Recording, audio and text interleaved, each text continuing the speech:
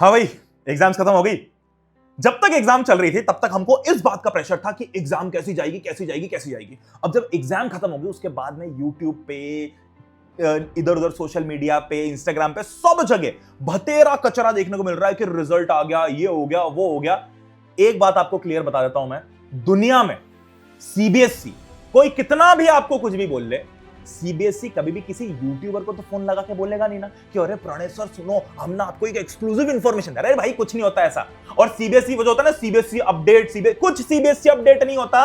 एक दिन सीबीएसई बम फोड़ेगा कि रिजल्ट आने वाला है। कभी सीबीएसई ने ऐसा नहीं किया कि पहले से बैठ के बता दिया कि रिजल्ट जो है ना वो 28 मार्च को आएगा, रिजल्ट जो है ना 6 अप्रैल को आएगा। ऐसा कभी नहीं बोला सीबीएसई, और ऐसा कभी बोलेगा भी नहीं।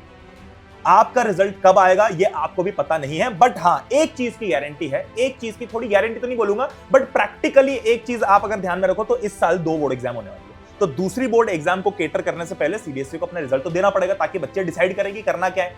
तो उसके लिए आपका रिजल्ट थोड़ा पहले जरूर आ जाएगा। मतलब आपका रिजल्ट जनरली जिस टाइम पे आता था उससे पहले आ जाएगा, बट फिर भी जनरली आपके जो रिजल्ट आता है वो कब आता है मैं बताता हूं। पिछले सालों का ट्रैक रिकॉर्ड है, सिर्फ एक आध साल छोड़ के बाकी सारे सालों में आपका रिजल्ट जनरली मई के फर्स्ट वीक के आसपास आता है। और इस टाइम भी, अब देखो मेरी बात सुनो ध्यान से, अब आप 11th में आ गए हो, है ना। ये जो था ना, ये बस पगला जाना और बिल्कुल पागल हो जाना और बस नेट पे जो भी चल रहा है वो सुन लेना, ये सबका टाइम निकल चुका है। अब अगर आप 11th में आ चुके हो तो आपको स्टार्टिंग से प्रिपरेशन करनी है। देखो 9th के अंदर मैंने आपको खूब बोला था कि आराम से पढ़ना, 1 घंटा 2 घंटा चिल करके पढ़ेंगे और बढ़िया पढ़ेंगे। 10th में मैंने बोला था कि अरे 10th तो और आसान है, 1 घंटा भी पढ़ लो, 2 घंटा भी पढ़ लो दिन का और चिल करके पढ़ो और सिर्फ होमवर्क कर लो, सिर्फ इंपॉर्टेंट क्वेश्चन कर लो तो हो जाएगा। और वो हुआ। आप देख लो सोशल साइंस का पेपर उठा के, जो मैंने आप लोगों को 4 दिन में कराया था, जो मैंने आप लोगों को सुबह 6 बजे से लेकर 6:30 बजे तक आपके पेपर वाले दिन जो आधे घंटे मैंने आपको क्वेश्चन बताए थे, आपका आधा पेपर तो वही चेपा हुआ था। बचा हुआ 30-40% जो आपका पेपर था, वो जो मैंने 4 दिन मैराथन कराई उसमें से आ गया, और बचा हुआ जो 10-15% था वो आपका उन्हीं कंसेप्ट से रिलेटेड किसी और लैंग्वेज में आ गया। तो हुआ तो यही है, पर ये सब 10th में होता है। 11th में ऐसा कुछ नहीं। 11th में there is no concept of बस ये करके चले जाओ, बस इतना कर लो। ये फिर भी आपके स्कूल में, आपके बोर्ड में थोड़े मार्क्स इंप्रूव कर देगा। बट अगर आप एक कॉम्पिटिटिव एग्जाम की तैयारी कर रहे हो, अगर आपने सोच लिया कि मेरे को जेई करना है, मेरे को नीट करना है, मेरे को सीए करना है, मेरे को कोई और दूसरे एग्जाम की तैयारी करनी है, तो वहां पर ये वाली स्ट्रैटेजी काम नहीं आएगी। मैं आपको सच बता रहा हूं, मैंने जो गलतियां की थी वो गलतियां आप मत करना।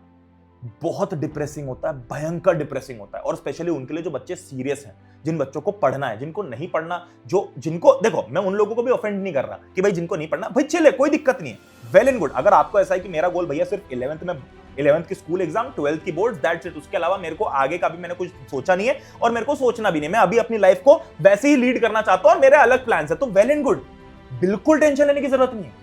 पर अगर आप लोग या तो जेई या नीट, स्पेशली इन दो में से किसी एक में जाना चाहते हो, तब आपको पढ़ाई आज से स्टार्ट करनी है। देखो जो बच्चे जेई में हैं, उनके पास फिर भी ऑप्शन होते हैं कॉलेज के कि भाई ये नहीं तो ये नहीं तो ये नहीं तो ये नहीं तो ये। जो बच्चे नीट देने वाले यानी कि पीसीबी लेने वाले हैं, प्रॉब्लम पता है क्या, पीसीएम और पीसीबी में, पीसीएम के अंदर आपको फिजिक्स में मैथ्स तो पढ़ना ही है और मैथ्स में मैथ्स पढ़ना है। और जो बच्चे पीसीबी लेके सोचते ना कि अरे मेरे को तो ना मैथ्स डिफिकल्ट लगता था तो मैंने पीसीबी ले लिया, ये सबसे बड़ा मिथ है। अगर आप लोग मैथ्स के डर से पीसीबी ले रहे हो, अगर आपको डॉक्टर बनने में इंटरेस्ट है तब तो वेल एंड गुड, बट अगर आप मैथ्स के डर से पीसीबी ले रहे हो तो फिजिक्स में भी मैथ्स है।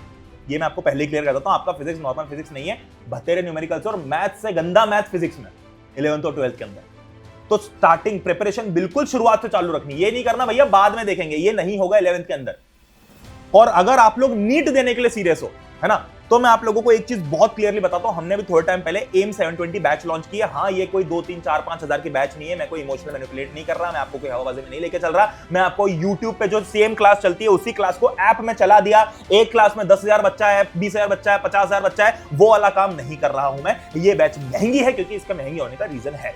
ये बैच महंगी इसलिए है क्योंकि इसके अंदर टीचर्स कोई रिजेक्टेड या सस्ते टीचर्स नहीं है, हमने बहुत हाई पेइंग टीचर्स रखे, उनकी सैलरीज बहुत अच्छी हैं, वो बहुत हैंडसम पे किए जाते हैं क्योंकि वो डिजर्व करते हैं। वो ऑनलाइन की दुनिया की वो बिजली निकलने वाली आंखों से और बिल्कुल ऐसे बिल्कुल मीम बनाने वाले और एंटरटेनर्स नहीं है, दे आर प्रॉपर टीचर जिन्होंने बच्चे को अपने सामने बैठ के पढ़ाया है, ऑफलाइन में पढ़ाया है। तो एम 720 बैच का नाम है। थोड़ी सी बैच महंगी है, उसका रीजन है क्योंकि वो पूरी पर्सनलाइज बैच है। मैं आपको इस बैच की डिटेल ज्यादा नहीं बताऊंगा, आप चाहो तो वेबसाइट पे जाके देख लो, जो हमारा पिछला लॉन्च वीडियो उसके अंदर जाके देख लो, सारे फीचर्स के अंदर मिल जाएंगे। बट ये सिर्फ उनके लिए जो सीरियस बच्चे हैं।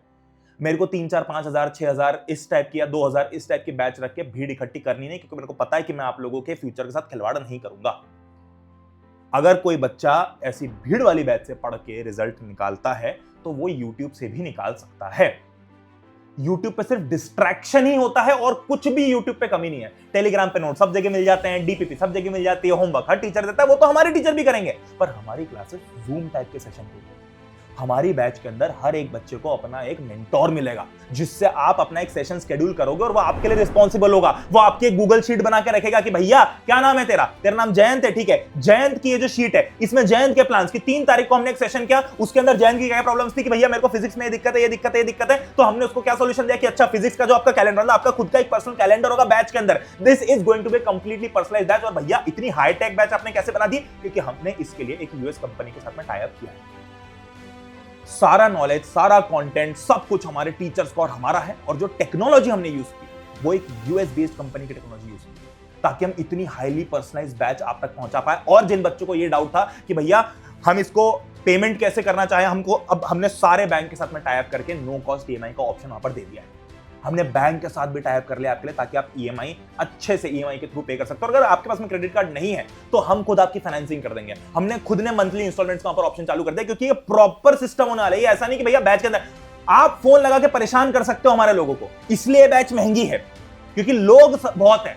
इसमें आपके लिए हर एक चीज पर्सनलाइज बन रही है। आपके घर पे मॉड्यूल्स डिलीवर किए जाएंगे, पूरा पैकेट डिलीवर किया जाएगा, 4 फिजिक्स, 4 केमिस्ट्री, 4 बायोलॉजी के मॉड्यूल्स और 50 ओएमआर शीट, जिसका बंडल आपके घर पे डिलीवर करवाया जाएगा। इसलिए बैच महंगी है। और एक और चीज बताना चाहता हूं कि जो भी बच्चों को ऐसा लगता है कि नहीं यार मैं ना थोड़ा सा एक्सपीरियंस लेना चाहता हूं या टीचर से पढ़ना चाहता हूं, वेल एंड गुड, जल्दीबाजी में डिसीजन लेना ही नहीं है। मैं आपको सच बता रहा हूं, जितने भी आपको so called early bird offer दिखेंगे ना, वो सब रहेंगे। और अगर सस्ती बैचेस में प्राइस बढ़ी भी तो कितनी बढ़ेगी? 500 रुपए बढ़ेगी, है ना। हम 11th में आ चुके हैं, हम 10th में नहीं है, हमारे करियर का सवाल है। तो हमको ये सब नहीं सोचना है, हमें ये सोचना है कि जो मैं पढ़ रहा हूं वो जेन्युइनली बढ़िया है। तो इसके लिए हमने 11th क्या, हमारे पास में जो ड्रॉपर बच्चे हैं, जो नीट के ड्रॉपर्स हैं, हम सिर्फ नीट पे फोकस कर रहे हैं, क्योंकि हमारा एम है डॉक्टर्स बनाना। हमारा एम है कि भैया प्राइवेट कॉलेजेस की फीस इतनी ज्यादा है, क्योंकि मैंने देखा है अपनी आंखों के सामने कि बच्चा एमबीबीएस का सपना लेके बैठता है, उसकी रैंक थोड़ी सी कमाते हैं, उसको गवर्नमेंट मेडिकल कॉलेज नहीं मिलता, और प्राइवेट मेडिकल कॉलेज की फीस जेन्युइनली 1 साल की 15 लाख, 10 लाख, 20 लाख, 30 लाख होती है।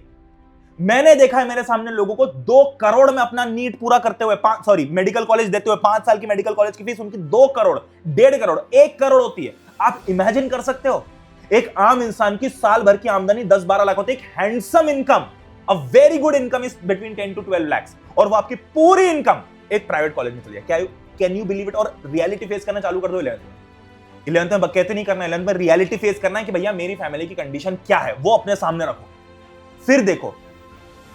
तो ये सब जल्दीबाजी में, इमोशनल मैनिपुलेशन में डिसीजन नहीं लेना है। तो मैं जो कह रहा हूं कि हाँ, YouTube के ऊपर हमने एक चैनल लॉन्च किया है, पढ़ ले मेडिको नाम से।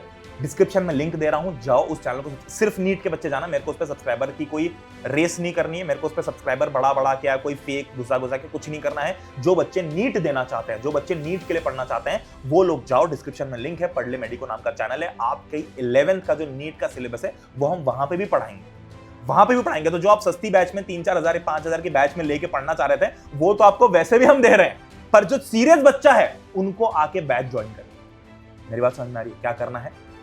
एम 720 बैच है, पढ़ ले मेडिको यूट्यूब चैनल है, डिस्क्रिप्शन में लिंक है, जाके सब्सक्राइब करके एक बार देखो जरा वहां पर क्या हो रहा है, टीचर्स किस तरीके से पढ़ा रहे हैं। और ये सेम चीज हम लोग करने वाले हैं बैच के अंदर, इससे कहीं गुना ज्यादा, जेन्युइनली कहीं गुना ज्यादा, क्योंकि इस बैच के अंदर जो सेशन होंगे वो आपके 1-on-1 टाइप के सेशन होंगे, जिसमें आपको फील आएगी कि हाँ यार मैं क्लासरूम में बैठा हूं, मैं एक भीड़ का हिस्सा नहीं हूं, आप एक इंडिविजुअल। और जितने बच्चे रिजल्ट के लिए पगला रहे हैं, कोई सीबीएसई कोई न्यूज लेके नहीं आएगा, कोई सीबीएसई कुछ नहीं करेगा, एक दिन बम फोड़ेगा, रिजल्ट आएगा, बात खत्म। That is going to be it. तो अपने आप को पगलाना नहीं है भाई। एग्जाम तक एग्जाम के लिए रो रहे थे, अब एग्जाम खत्म हो गई, चिल करने का टाइम है, तो अब रिजल्ट के लिए रो रहे हो। और वैसे सच बताऊं तो चिल करने का टाइम आपके पास बहुत ज्यादा नहीं है, क्योंकि जो बच्चा, मैं आपको बता देता हूं, जो बच्चा आज 1 महीना, आपको 1 महीना एक्स्ट्रा मिल रहा है ना, जो बच्चा आज 1 महीना ईमानदारी से पढ़ता है, चाहे वो नीट के लिए पढ़े, चाहे वो जेईई के लिए पढ़े, तो वो आपसे 1 महीना आगे निकल चुका है। यानी कि उसने ऑलरेडी 50,000 60,000 बच्चों को या 1 लाख बच्चों को रैंक में पार कर लिया है। ये कॉम्पिटिटिव एग्जाम है, इसमें मार्क्स से फर्क नहीं पड़ता, इसमें रैंक से फर्क पड़ता है। आपको किसी और के ऊपर पैर रख के आगे बढ़ना पड़ेगा। This is the reality of competitive exams. आप नहीं पढ़ोगे तो कोई और बच्चा पढ़ के आपसे ज्यादा मार्क्स ले आएगा, और हमको वो नहीं करना, ठीक है? तो पढ़ना चालू कर दो, थोड़ा धीरे धीरे पढ़ना चालू करो, पर चालू कर दो, जीरो पे मत बैठे रहो। चिल करना है, सिर्फ बोर्ड्स देनी है, स्कूल एग्जाम देनी है तो वेल एंड गुड। अगर कॉम्पिटिटिव एग्जाम देनी है, मैं नहीं कह रहा कि सिर्फ नीट करो, अगर जो जेई बच्चे देना चाहते हो जेई के लिए पढ़ना चालू कर दो। जो भी ऑफलाइन कोचिंग जा रहे हो या ऑनलाइन कुछ ज्वाइन करो, बहुत अच्छी बात है, बट पढ़ना चालू करो, ठीक है। With that being said, thank you so much, this is your Pranay भैया, bye bye, take care, love you all, जय हिंद, वंदे मातरम, बाय।